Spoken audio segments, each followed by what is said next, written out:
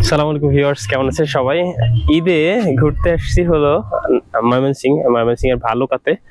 তো 2 দিন আসলে এখনো চোখে ঘুমে, দেখেন 2 দিন আসলে বৃষ্টিতে বাসায় ঘুমাইতে ঘুমাইতে শেষ। পরে আজকে চলে যাবো, ভাবলাম যে কোথাও যেহেতু বের হলাম না, একটু ঘুরি, কোথাও না কোথাও ঘুরি। তো সেই জন্য চলে আসলাম ব্রহ্মপুত্র নদীর তীরে। আর এটা অবস্থিত হলো গফরগাঁওয়ে, যেটা ময়মনসিং একটা উপজেলা।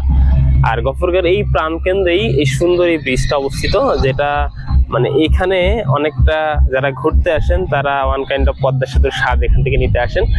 তবে এখানে এসে আফসোসের যে ব্যাপারটা লক্ষ্য করলাম সেটা হলো নিচে ব্রহ্মপুত্র নদী, বাট নদীটার 2 দিক থেকে যদি ব্যাপ্তি দেখেন, এই সাইড থেকে শুরু করে ওই যে গাছগুলো দেখা যায়, ওই সাইড থেকে শুরু করে এই সাইডে অনেকটা দূর উঠে চলে গেছে, যেদিকে চর ফেলে গেছে। ওই যে বাড়িগুলো দেখতে পাচ্ছেন, যেগুলো একটা সময়ে এদিকে নদীর মাঝখানে ছিল, যদি এখন ভরাট হয়ে সেটা রাস্তা হয়ে গেছে, খুবই পানি কম।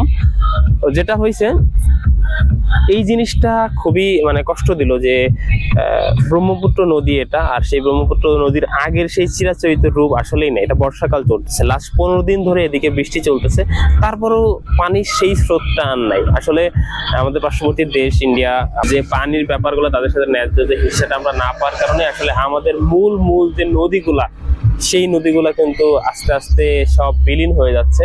এখন দেখা যায় ট্রলার চলতেছে, যেখানে এককালে বড় বড় জাহাজ চলতো, সেখানে এই নদীগুলোতে এখন ট্রলার চলতেছে। যে জিনিসটা আসলে আমাদের জন্য খুবই হতাশা এবং দুর্ভাগ্যের। যে এই জিনিসটা আসলে সলভ বাংলাদেশ সরকার কবে করবে জানি না। তবে একটা বিষয় হলো, এই ব্রিজটা আপাতত মোটামুটি দর্শনার্থীদের বেশ পছন্দের জায়গা হয়ে গেছে, কেননা মানুষ ঈদের আজকে 3য় বা 4র্থ দিন, এরকম একটা ব্যাপার। তো সেইখানে এই যে অটো বাইকে করে অনেকে এখানে ঘুরতে আসেন, ফ্যামিলি নিয়ে ঘুরতে আসেন, ঘোরার একটা স্পট তৈরি হয়েছে, ঠিক আছে। এখানে দেখা যাচ্ছে যে নদীতে বেশ গান বাজনা ছেড়ে তারা এখানে বেশ পিকনিক একটা হই হুল্লোড় চলতেছে, জিনিসটা ভালো লাগার মতো। বাট এটা আসলেই নিজের কাছে কষ্ট দিচ্ছে যে এত বিশাল ব্যাপ্তি আমাদের দেশের নদীর, বাট সেখানে পানি নেই। প্রত্যেকটা নদী দেখা যায় এরকম।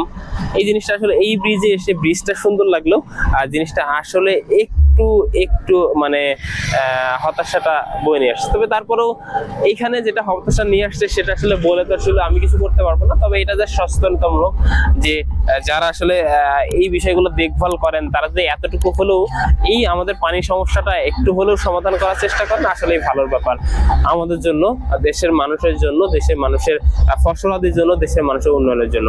যাক, সেই বিষয়টা আমরা খুব বেশি যাবো না। এখন আজকে প্রথমে বিষয়টা বলে নিলাম, কারণ কি এখানে এসে আমার খুব মন খারাপ হয়ে গেছে শুধুমাত্র এই নদীটা দেখার পরে। তো এখন যে জিনিসটা, আজকে এখানে ঘুরতে এসে কি করতেছি আমরা, একটু পরে ট্রলারে যাব, ওখানে কিছু পিকনিক স্পট আছে বা কিছু রেস্টুরেন্ট আছে, সেখানে একটু খাবো। এখানে ঘুরতে এসে কি দেখলাম সেই বিষয়ে জানার জন্য আজকের এই ভিডিওটা দেখা হচ্ছে। সবাই লাইক কমেন্ট দিয়ে রাখেন।